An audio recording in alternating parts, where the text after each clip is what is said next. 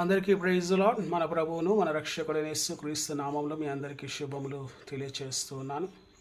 ఈ పరిశుద్ధ దినమందు, పునరుద్ధాన దినమందు దేవుని సన్నిధిలో సజీవులైన మనమందరము ఆయన పరిశుద్ధ నామాన్ని స్తుతిస్తూ ఘనపరుస్తూ ఆయన పరిశుద్ధ లేఖనాల్లో నుండి హగ్గై గ్రంథం 2వ అధ్యాయం 4వ వచనం ప్రకారం ఏమని మాట్లాడుతున్నాడో మనం చదువుకుందాం. చివరి భాగంలో ఈ విధంగా మాట్లాడుతూ ఉన్నాడు. ధైర్యం తెచ్చుకొని పని జరిగించుడి, నేను మీకు తోడై ఉన్నాను, ఇదే సైన్యములకు అధిపతికు యెహోవా వాక్కు. మరి దేవుడు నీతో నాతో మాట్లాడుతూ ఉన్నాడు. ఏమని? ధైర్యము తెచ్చుకొని పని జరిగించుడి. ఈ లోకంలో దేవుని కొరకు మనము పనిని జరిగించాలి, దేవుని పనిని మనము నిర్వహించాలి. ఈ లోకంలో నీ కుటుంబం కొరకు నువ్వు పని చేస్తావు, నీ వ్యక్తిగత జీవితం కొరకు పని చేసుకుంటూ ఉంటావు, నీ వ్యక్తిగత పరిస్థితుల కొరకు, అవసరతల కొరకు నువ్వు పని చేసుకుంటూ ఉంటావు. కానీ ప్రభు ఇక్కడ అంటున్నాడు, పని జరిగించుడి అన్నాడు. అంటే నీ కుటుంబం కొరకు, నీ వ్యక్తిగతంగా కొరకు కాదు, ఆయన పని కొరకు దేవుడు పని చేయమంటున్నాడు. మరి నీవు నేను ఆయన రక్తం చేత కొనబడి, ఆయన రక్తం చేత కడగబడి, ఆయన రక్తం ద్వారా మనము పరిశుద్ధపరచబడి, ఆయన కుమారులుగా కుమార్తెలుగా మార్చబడ్డ మనమందరము ఆయన పని చేయాల్సిన బాధ్యత మనందరి మీద ఉంది. మరి ఈరోజు దేవుడు మనల్ని అడుగుతూ ఉన్నాడు, నా పని చెయ్యి, నా పని నువ్వు జరిగించు, నేను నీకు తోడై ఉన్నాను, భయపడకుము, నిబ్బరం కలిగి ధైర్యంగా ఉండు అంటున్నాడు. అనేక సార్లు అనేక పరిస్థితులు గుండా క్రైస్తవులు వెళ్తున్నప్పుడు, విశ్వాసులు వెళ్తున్నప్పుడు దేవుని పని అనగానే, దేవుని పని అని వారి జీవితంలో ఆ మాట వినగానే వెనకడుగు వేస్తూ ఉంటారు. ఆ మాట మన జీవితంలో మనం నెరవేర్చగలుగుతామా? ఆ మాటను మనము పూర్తి చేయగలుగుతామా? దేవుని పని చేయటానికి మనకు అర్హత ఉందా? దేవుని పని చేయటానికి మనం యోగ్యులమా అని చాలామంది మాట్లాడుతుంటారు. దాని కొరకు నేను పిలువబడలేదండి, దాన్ని చేయటానికి నేను లేనండి ఈ లోకంలో అని చాలామంది చెప్తూ ఉంటారు. నీవు నేను కూడా ఇదే సాకులు చెప్తూ, లేకపోతే కారణాలు చెప్తూ దేవుని పనిని వెనకేస్తున్నామేమో, దేవుని పనిని దూరం చేసుకుంటున్నామేమో. బైబిల్ ఏం సెలవిస్తుంది, వాక్యం ఏం మాట్లాడుతుందంటే, మీరు నాకు సాక్షులై ఉందురు. ఎవరండి? ప్రతి వ్యక్తి నాకు సాక్షులై ఉందురు. మరి ఈరోజు నువ్వు నేను సాక్ష్యంగా ఉన్నామా? ఈ లోకంలో సాక్షులుగా జీవిస్తూ ఉన్నామా? బైబిల్ ఏం సెలవిస్తుంది? ఈ పరిశుద్ధ దినమందు, పునరుద్ధాన దినమందు నన్ను జ్ఞాపకం చేసుకుంటే దీన్ని చేయడని చెప్పాను. ఏం జ్ఞాపకం చేసుకోవాలి? యేసుక్రీస్తు పడ్డ శ్రమలను, యేసుక్రీస్తు పడ్డ హింసలను జ్ఞాపకం చేసుకోవాలి. ఆయనే ఆ మేడగది మీద శిష్యులతో పాటు ప్రభు బల్ల ఆరాధనలో పాల్పంచుకుంటున్నప్పుడు రొట్టె తీసుకొని కృతజ్ఞతాస్తుతి చెల్లించి దాన్ని విరిచి వారికి ఇచ్చి, ఇది తీసుకొని తినుడి. ఆ తరువాత ఆయన ఒక గిన్నె పట్టుకొని, దీనిలోని మీద అందరూ తాగుడి, ఇది కొత్త నిబంధన, నన్ను జ్ఞాపకం చేసుకున్నప్పుడు దీన్ని చేయడని చెప్పాను. ఎవరైతే ఆయన గిన్నెలో, ఆయన రక్తంలో, ఆయన శరీరంలో పాలు పంచుకుంటారో ఆయన గురించి, ఆయన నామం గురించి ప్రచుర చేయుదురని 1 కొరింథీ పత్రిక 11వ అధ్యాయంలో రాయబడిన మాట ప్రకారం మనం అందరము పరిశుద్ధ దినమందు బలలో పాలు పంచుకుంటున్న మనమందరము ఆయన నామాన్ని ప్రచురపరచాల్సిన అవసరం ఉంది. ఆయన సాక్షులుగా జీవించాల్సిన అవసరం ఉంది. ఎంతమంది ఆయన సాక్షులుగా ఉంటున్నాం? ధైర్యంగా వాక్యాన్ని ప్రకటిస్తున్నాం, ధైర్యంగా సువార్తను ప్రకటిస్తున్నాం, ధైర్యంగా దేవుని మాటలు ఈ లోకానికి తెలియచేస్తున్నాం. మరి దేవుని వాక్యం ఏం సెలవిస్తుంది? ఏ ఒక్కరు నశించడం నాకు ఇష్టం లేదు, నశించిన దాన్ని వెతికి రక్షించుటకు నేను మనుష్య కుమారుడుగా ఈ లోకానికి వచ్చాను అంటున్నాడు. మరి నీవు నేను ఆయన రక్తం చేత కొనబడి, ఆయన రక్తం చేత కడగబడిన మనము కూడా ఇంకో వ్యక్తిని రక్షించాల్సిన బాధ్యత, ఇంకో వ్యక్తికి సువార్త అందించాల్సిన బాధ్యత మన మీద ఉంది. బయట ప్రపంచం చూస్తే వరదలతో, లేకపోతే భూకంపాల చేత, లేకపోతే యుద్ధాల చేత, లేకపోతే రకరకాల పరిస్థితులు గుండా ప్రపంచం వెళ్తూ ఉంది. ఎంతోమంది నశించిపోతున్నారు, ఎంతోమంది చనిపోతూ ఉన్నారు, ఎన్నో ఆత్మలు నరకానికి వెళ్ళిపోతున్నాయి. కాబట్టి దేవుడు అంటున్నాడు, ధైర్యం తెచ్చుకొని పని చేయండి. ఎవరు పని చేయాలి? ఈ లోకంలో ఏమంటారు, మనము ఉద్యోగం చేస్తున్నప్పుడు ఒక కంపెనీలో ఒక యజమాని కింద పని చేస్తూ ఉంటాం. ఆ యజమాని పని చేస్తే ఏం చేస్తాడు? మనకి జీతం ఇస్తాడు. మరి ఈ లోకంలో మన దేవుని పని చేస్తే మనకు జీతం ఎక్కడుంది? జీతం ఏంది? మనం ఒక గంట సేపు దేవుని పని చేసామనుకోండి, మనకి ఏం సంపాదన ఉంది? మనకి ఎటువంటి ధనం వస్తుంది? పని చేస్తే ఎటువంటి సంపాదన వచ్చిందని మనం గమనిస్తూ ఉంటాం. మనం చేసే పనికి మనకి ఇక్కడ సంపాదన రాదు, ఇక్కడ మనకి ఎటువంటి ధనము రాదు. మనకు వచ్చే ఏదైతే ఆ సంపాదన, ఏదైతే ఆ ధనం ఉందో అది పరలోకంలో దయచేయబడుతుంది. పని చేసేటప్పుడు ఈ లోకంలో మనం ఏమనుకుంటాం, ఒక 10 గంటలు కష్టపడుతున్నాను, ఒక నెల రోజులు కష్టపడితే 10 గంటలు రోజుకి 10 గంటలు కష్టపడితే ధైర్యం తెచ్చుకొని కష్టపడి నేను ప్రయాసపడి వర్షమైనా ఎండైనా వానైనా లేకపోతే ఎంత తుఫాను అయినా కానీ ఉద్యోగానికి పోతూ ఉంటాం, ఎంతో ధైర్యంతో పోతూ ఉంటాం. ఎందుకంటే మనకి ప్రతి నెల తర్వాత మనకు ఒక జీతం వస్తుంది, మనకు సంపాదన వస్తుందనే నమ్మకంతో. మరి నేను నెలంతా దేవుని సేవ చేస్తే ఆ తర్వాత నాకు ఏమొస్తుంది అంటే, ఈ లోకంలో నీకు ఏం వచ్చినా రాకపోయినా పరలోకంలో మాత్రం నీకు ఖచ్చితంగా ఒక బహుమతి, ఒక బహుమానం దేవుడు నీ కొరకు నా కొరకు సిద్ధపరిచాడు. అందుకనే పౌలు భక్తుడు అంటాడు, ఏమని అంటున్నాడు చెప్పండి, నా పరువు కడముట్టించాను, నా విశ్వాసం నేను కాపాడుకున్నాను, నా కొరకు నీతి కిరీటం దాచబడి ఉంది అంటాడు. అవును, ప్రతి వ్యక్తి ఎవరైతే దేవుని పని చేస్తూ ఉంటారో, ఎవరైతే దేవుని పనిలో ముందుకు వెళ్తూ ఉంటారో వారి కొరకు ఒక నీతి కిరీటము దాచబడి ఉంది. అందరూ ఈ లోకంలో పని చేస్తుంటారు, ఒక యజమాని కింద చాలామంది నమ్మకంగా పని చేస్తుంటారు. నమ్మకమైన వారికి దీవెనలు మెండుగా ఉండడానికి వాక్యం సెలవిస్తుంది. అదే దేవుని కొరకు నమ్మకంగా పని చేస్తే వాళ్ళ నమ్మకమైన మంచి దాసుడు, అవి కొంచెంలో నువ్వు నమ్మకం ఉన్నావు కాబట్టి నేను అనేక వాటి మీద అధికారిగా చేస్తున్నాను అంటాడు. ఈ లోకంలో నువ్వు కొంచెంగా నమ్మకం ఉండు, చిన్న పని చేయి దేవుడి కొరకు, చిన్న పరిచర్యలో పాలు పంచుకో, చిన్నగా దేవుని సేవలో నీ వంతు సహాయాన్ని, నీ వంతు సమయాన్ని, నీ వంతు నీ శక్తిని దేవుడి కొరకు వాడు. ధైర్యం తెచ్చుకో, ఇంకా సమయం ఉందిలే, ఇంకా కొంతకాలమైన తర్వాత ఆలోచిద్దాంలే, ఇంకొంతకాలమైన తర్వాత ఈ పని చేద్దాంలే అని మాత్రము వెనుకడుగు వేయకు, లేకపోతే సమయాన్ని వృధా చేసుకోకు. దేవుని సమయము ఆసన్నమైంది. ఆయన ఏ క్షణానైనా రాగలుగుతాడు, ఏ క్షణానైనా ఆయన లోకానికి వస్తాడు, భూలోకానికి వస్తాడు. రెండో రాకడ సమీపంగా ఉందని మనం చూస్తూ ఉన్నాం. మరి నీవు నేను దేవుని పని చేయటానికి సిద్ధపడదాం. ఈ లోకంలో ఎంతోమంది క్రైస్తవులు హింసలు పడుతూ ఉన్నారు సువార్త కొరకు. ఎంతోమంది సేవకులు మందిరాలు కూల్చబడుతున్నాయి సువార్త కొరకు. ఎన్నో సేవకులు తన ప్రాణాలను, వారి కుటుంబ ప్రాణాలు పణంగా పెడుతున్నారు కేవలం ఒక ఆత్మరక్షణ కొరకు, ఒక ప్రజలు రక్షించబడటానికి వారు వంతుగా వారు ప్రయాసపడుతూ ఉన్నారు. మరి నీవు నేను మనం ఉద్యోగం చేస్తున్న ప్రాంతంలో కావచ్చు, మనం నివసిస్తున్న ప్రాంతంలో కావచ్చు, మా ఇరుగు పొరుగు వారి ప్రాంతంలో కావచ్చు, ఎక్కడైనా కానీ నీకు తెలిసిన వారికి ఒక్కరికైనా, కొద్ది మందికైనా నీ సువార్తను ప్రకటించి ధైర్యముతో. చాలామంది వాక్యం చెప్పాలంటే ధైర్యం పోతుంటుంది. మామూలుగా మాట్లాడండి అంటే ధైర్యంగా మాట్లాడతారు, లక్షల్లో మాట్లాడతారు, వేలలో ఉన్నప్పుడు కూడా మాట్లాడతారు, లక్షల్లో 10లో ఉన్నప్పుడు మాట్లాడతారు. అదే దేవుని వాక్యమును బోధించమని చెప్పగానే ఒక్కరికి కూడా వాక్యం బోధించడానికి ధైర్యం రాదు, వాక్యము ప్రకటించడానికి ధైర్యం రాదు. యేసు క్రీస్తు నిజమైన దేవుడని చెప్పటానికి ఎవరికి ధైర్యం సరిపోదు. అందుకే అంటున్నాడు, ధైర్యము తెచ్చుకొని పని జరిగించండి, ఇదే యెహోవా వాక్కు. మరి ఈరోజు దేవుడు నీతో నాతో మాట్లాడుతున్నాడు.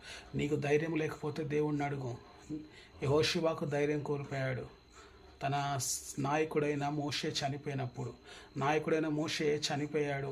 వాళ్ళందరూ యోర్దాను నది దగ్గర ఉన్నారు. యోర్దాను నది దాటి వెళ్ళాలి. అటు తర్వాత ఎరుకో దాటి వెళ్ళాలి. ఎరుకో దాటి వెళ్ళిన తర్వాతనే వాగ్దానపు దేశం ఉంటుంది. వాగ్దానపు దేశంలో వారు ప్రవేశించగలుగుతారు. వాగ్దాన దేశంలో ప్రవేశించాలంటే యోర్దానుని దాటాలి, అటు తర్వాత ఎరుకో పట్టణం కూడా దాటాలి. ఈ 2 దాటాలి అంటే యెహోషువకి ధైర్యం సరిపోలేదు. దేవుడు మాట్లాడుతున్నాడు, నిబ్బరం కలిగి ధైర్యంగా ఉండు, నేను మోషేకు తోడైనట్లును నీకును తోడై ఉంటాను అని. మరి ఈరోజు యెహోషువ భయాన్ని విడిచి ధైర్యం కలిగి, నిబ్బరాన్ని కలిగి, దిగులుని విడిచిపెట్టి దేవుడు కొడుకు ముందు అడుగు వేశాడు. అతని వెనకాల 6 లక్షల సైన్యం ఉందంట, కాల్బలం ఉందంట. వాటితో పాటు పెద్దలు, స్త్రీలు, చిన్నపిల్లలు, దగ్గర ఒక 25 నుంచి 30 లక్షల మంది ప్రజలను ఒక్క వ్యక్తి వాగ్దాన దేశంలో తీసుకువెళ్ళటానికి ధైర్యం తెచ్చుకున్నాడు. మరి ఈరోజు నీవు నేను ధైర్యం తెచ్చుకొని ఒక వ్యక్తిని పరలోకంలో నిత్యము ఉండే ఆ నిత్య జీవంలో తీసుకొని వెళ్ళలేమా?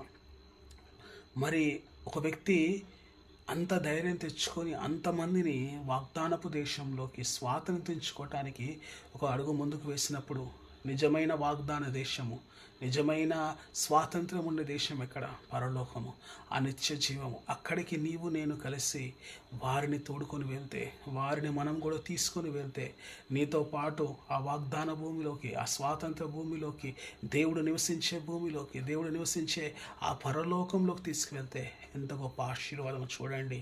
కాబట్టి ప్రియమైన దేవుని సంగమా, ప్రియమైన దేవుని బిడ్డలారా, ఒక్కసారి ఒక వ్యక్తిని తీసుకురావడానికి ప్రయత్నం చేయండి. దేవుడు మాట్లాడుతున్న మాటను మీరు వినండి, అర్థం చేసుకోండి, ధైర్యం తెచ్చుకోండి. పేతురు భయపడ్డాడు. పేతురు ఏమయ్యాడు? భయపడ్డాడు, పోయి దాక్కున్నాడు, అబద్ధమాడాడు. 3 సార్లు అబద్ధమాడు. అతను ఎవరో నాకు తెలియదు అన్నాడు. తర్వాత ఏమన్నాడు? ఆయన నిన్నడు చూడలేదు, ఆయన ఎవరో నేను తెలియదు అన్నాడు. 3వసారి ఏమన్నాడు? అసలు ఆయన ఎవరో నాకు తెలియదని అబద్ధం ఆడటమే కాదు, శాపాలు పెట్టుకోవటం మొదలుపెట్టాడు. కానీ దేవుని ఆత్మతో నింపబడ్డప్పుడు, దేవుని అభిషేకంతో నింపబడ్డప్పుడు అదే పేతురు, అదే ప్రజల ఎదుట, అదే యాజకుల ఎదుట, అదే సద్దకయుల ఎదుట, పరిసయ్యుల ఎదుట నిలబడి యేసు క్రీస్తుని మీరు చంపారు, ఆయనను దేవుడు లేపాడు, దానికి మేము సాక్షులమని ధైర్యంగా బోధించాడు. ఆ ధైర్యం ఎక్కడి నుంచి వచ్చింది పేతురికి? ఆ ధైర్యాన్ని ఎలా పొందుకున్నాడు పేతురు అంటే, దేవుని ఆత్మచేత నింపబడ్డప్పుడు, పరిశుద్ధ ఆత్మచేత నింపబడ్డప్పుడు నీవు నేను కూడా మరణానికి భయపడం, లేకపోతే చెరసాలకు భయపడం, లేకపోతే చిరస్థానం చేసినా మనం భయపడం. యాకోబుని చిరస్థానం చేశారు, తర్వాత పేతురు కూడా చిరస్థానం అవుతాడని తెలుసు. పేతురుని తీసుకెళ్ళి చెరసాలలో వేసాడు. అరే, తన సహోదరుడైన యాకోబు చిరస్థానం చేయబడ్డాడు కదా, నేను కూడా చిరస్థానం చేయబడతానేమో అని వాక్యము చెప్పటానికి వెనుకడుగులు వేయలేదు. సువార్త ప్రకటించడానికి ఏమాత్రం జంకలేదు. పరిశుద్ధమైన దేవుని గురించి తెలియచేయటానికి ఏమాత్రం ఆలోచించలేదు. అదే ధైర్యంతో, అదే నిబ్బరంతో దేవుని వాక్యాన్ని ప్రకటించాడు. ఈరోజు దేవుడు నీతో నాతో మాట్లాడుతూ ఉన్నాడు. ఏమని? ధైర్యం తెచ్చుకొని పని జరిగించుడి. అదే పౌలు గురించి ఆలోచిస్తే, పౌలు రోమా సామ్రాజ్యమైన ఆ చక్రవర్తికి కూడా ఏం చేస్తున్నాడు? దేవుని వాక్యాన్ని ప్రకటిస్తున్నాడు, ధైర్యంతో ప్రకటిస్తున్నాడు. ఏమని అంటున్నాడు? నాకు కనపడిన ఆ యేసు క్రీస్తు, నేను ఎప్పుడైతే అనేక మంది క్రైస్తవుని హింసిస్తున్నాడో, అనేక క్రైస్తవులు నేను చంపాలని నిర్ణయించుకొని ఉన్నానో, ఆయన నిజమైన దేవుడు, నాతో మాట్లాడాడు, నన్ను దర్శించాడు, నన్ను మార్చాడు అని ధైర్యంగా బోధించాడు. ఎక్కడ భయపడలేదు, మరణానికి భయపడలేదు. అతన్ని 39 కొడాదప్పులు 2 సార్లు కొట్టారంట. అనేక మార్లు ఏమంటారు, ఓడల్లో ప్రయాణం చేస్తున్నప్పుడు తుఫాన్ల వల్ల, లేకపోతే వర్షాల వల్ల హింసలు పొందుకున్నాడు. అదే 2 కొరింథీ పత్రికలో చదివితే అతను పడ్డ శ్రమలు భయంకరమైనవి. ఆయన కానీ ధైర్యం విడిచిపెట్టలేదు. వాక్యం చెప్పటానికి ఎంతో నిబ్బరం కలిగి నిలబడి ఉన్నాడు దేవుడి కొరకు. ఎఫెసీ రాసిన పత్రికలు అంటాడు, నేను ఖైదీనైన పౌలును అంటాడు. ఖైదీలో ఉండి కూడా వాక్యం రాస్తూ ఉన్నాడు, వాక్యాన్ని ప్రకటిస్తూ ఉన్నాడు. మరి అలాంటి గొప్ప ధన్యత దేవుడు నీకు నాకు ఇస్తున్నాడు. ధైర్యం తెచ్చుకుందాం, దేవుడి కొరకు నిలబడదాం, దేవుని కొరకు బ్రతుకుదాం, దేవుని వాక్యం కొరకు సువార్త ప్రకటించటానికి వెనుకడుగు వేయకుండా ముందుకు వెళ్దాం. యేసుక్రీస్తు సువార్తని రోజున విన్నావంటే ఎంతోమంది హతసాక్షులుగా మార్చబడ్డారు, ఎంతోమంది ప్రాణత్యాగాలు చేశారు. ఎన్నో త్యాగాలు చేస్తేనే ఆ వాక్యము నీ దాకా నా దాకా వచ్చింది. ఆ వాక్యాన్ని మనము స్వీకరించాం, ఆ వాక్యాన్ని అంగీకరించాం, ఆ రక్షణను మనం స్వీకరించి ఉన్నాం. ఇప్పుడు మనము కూడా ఆ వాక్యాన్ని ఇతరులకు ప్రకటించడానికి, ఆ వాక్యాన్ని ఇతరులకు తెలియచేయడానికి ఈ సమయము నీ కొరకు ఆసన్నమైంది. కాబట్టి ధైర్యం తెచ్చుకొని పని జరిగించు, వెనకడుగు వేయకు, ఆలోచించకు. నా కుటుంబం ఏమవుతుంది, నా భర్త ఏమవుతాడు, నా భార్య ఏమవుతుంది, నా పిల్లలు ఏమవుతున్నారు, లేదా నా తల్లిదండ్రుల పరిస్థితి ఏంది, ఇవి అన్నీ నువ్వు విడిచిపెట్టే దేవుడి మీద వదిలేస్తే, నీ భారం అంతా యెహోవా మీద మోపము, ఆయనే నిన్ను ఆదుకుంటాడు. నువ్వేం చేయాలి? కేవలం దేవుని భారం మోయాలి. నీకున్న భారాన్ని విడిచిపెట్టు, దేవుని భారాన్ని తీసుకో, ఆత్మల భారాన్ని తీసుకో. నశించిపోతున్న ఆత్మల భారాన్ని నీవు తీసుకుంటే దేవుడు ఒక రోజు పరలోకంలో నీ కొరకు నీతి కిరీటం దాచిపెట్టాడు, నీతి కిరీటం దయచేస్తాడు, జీవ కిరీటం దయచేస్తాడు. కాబట్టి వాటిని స్వీకరించు, వాటిని పొందుకో, వాటిని నీ జీవితంలో అనుభవించు. కాబట్టి ఈ పరిశుద్ధ దినమందు మందిరానికి వెళ్తున్న నీవు నేను, మందిరంలో దేవుని స్తుతిస్తున్న నీవు నేను, ఆయనని ఈ వాక్యానుసారమైన జీవితం కలిగి, ఆత్మానుసారమైన జీవితం కలిగి జీవించలాగన ప్రార్థన చేసుకుందాం. చిన్న ప్రార్థన చేస్తాను. మమ్మల్ని మిక్కిలిగా ప్రేమించిన మా ప్రియ పరలోకపు పరిశుద్ధమైన తండ్రి, ఈ పరిశుద్ధ దినాన్ని బట్టి వందనాలు, నీ వాక్యాన్ని బట్టి, నీ సత్యాన్ని బట్టి వందనాలు. తండ్రి, మమ్మల్ని దర్శించండి, ధైర్యము దయచేయండి. నీ కొరకు జీవించటానికి, నీ కొరకు బ్రతకటానికి మాకు ధైర్యం దయచేయండి. మీరే మహిమ పొందండి. యేసు పరిశుద్ధ నామంలో ప్రభా అభిషేకించండి. అభిషేకం అంటే ప్రభా ఎవరికీ భయపడం. అభిషేకం అంటే ప్రభా తండ్రి యాజకులకు, ప్రధాన యాజకులకు, తండ్రి నీకు వందన రోమా తండ్రి సామ్రాజ్యానికి భయపడకుండా పౌలు, పేతురు, తండ్రి నీకు వందన ప్రభా అపోస్తులందరూ ఏ విధంగా అయితే సువార్తను చెప్పి ఉన్నారు, వాక్యాన్ని చెప్పి ఉన్నారు, మేమును అలాగా వాక్యం చెప్తాం. అటువంటి అభిషేకం మాకు దయచేయండి తండ్రి. నీకు వందనాలు చెల్లిస్తూ ఉన్నాం. మేమందరము ప్రభా నీ కొరకు జీవించడానికి, నీ కొరకు బ్రతకటానికి కృప చూపించండి. మీరు మహిమ పొందండి. ఈ పరిశుద్ధ దినమందు నీ పరిశుద్ధమైన ప్రభా ఆశీర్వాదాలు మాకు దయచేయండి. ప్రతి ఒక్కరము ప్రభా పరిశుద్ధ దినమందు ప్రభా నిన్ను స్తుతించి, ఘనపరిచి, మహిమపరిచి ఆరాధించే కృప దయచేయండి తండ్రి. నీకు వందనాలు చెల్లిస్తూ యేసుక్రీస్తు పరిశుద్ధ నామములో అడుగుచున్నాం తండ్రి, ఆమేన్. అందరికీ ప్రైజ్ లార్డ్. దేవుడు మీ అందరిని దీవించిన గాక. మరి హెవెన్ లైట్ మినిస్ట్రీస్ నారపల్లి ప్రాంతంలో ఈ ఉదయకాలము 10:30 ఆరాధన ఉంటుంది. వీలైన అందరూ తప్పకుండా రావాల్సిన కోరుతూ ఉన్నాను. అలానే పాస్టర్ సాల్మన్ రాజ్ యూట్యూబ్ ఛానల్ని సబ్స్క్రైబ్ చేసుకోండి, ఆ ఛానల్ని లైక్ చేయండి. అలానే వీలైతే షేర్ కూడా చేయాల్సిందిగా ప్రభు పేరిట మిమ్మల్ని అందరినీ నేను వినపము తెలియజేస్తున్నాను. Thank you. God bless you all.